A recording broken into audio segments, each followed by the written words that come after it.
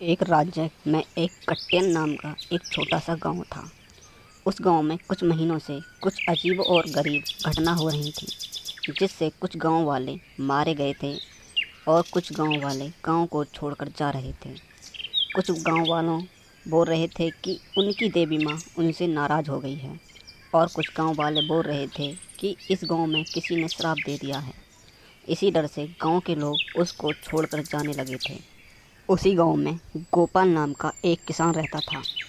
एक दिन वह अपने खेत में काम कर रहा था। काम करते करते उसको शाम हो गई और अंधेरा भी होने लगा था, तो वह अपने गांव घर के लिए लौट रहा था। रास्ता बहुत सुनसान था। गोपाल डरता हुआ आगे बढ़ रहा था। तभी उसको गांव की खाली पड़ी हवेली अजीब सी आवाज़ सुनाई दी।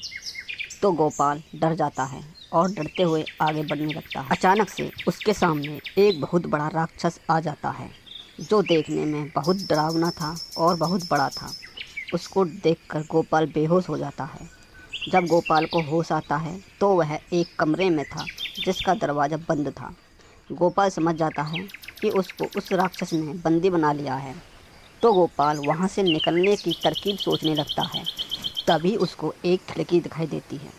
गोपाल उसके कांच को तोड़कर और कमरे से बाहर आ जाता है।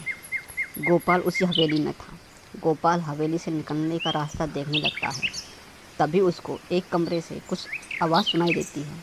तो जब गोपाल देखने के लिए जाता है तो वह देखकर चौंक जाता है कि यह कोई राक्षस नहीं बल्कि एक इंसान है, जिसने राक्षस के मखौटा और कपड़े पहने हुए थे। उसके साथ उसी के कुछ गांव के भी लोग थे, जो आपस में बात कर रहे थे कि गांव के लोग अब गांव को छोड़ने लगे हैं। हमने जैसे सोचा था वैसा ही हुआ। अब हम किसी भी परेशानी के बिना इस हवेली से नीचे जो खजाना छुपा है उसको निकाल सकते हैं। गोपाल समझ जाता है। गोपाल हवेली से चुपके से निकल जाता है और यह बात जाकर वह अपने गांव के सरपंच को बताता है। गांव का सरपंच सब लोगों को लेकर उस हवेली में जाता है और उन लोगों को पकड़कर पुलिस के हवाले कर देता है।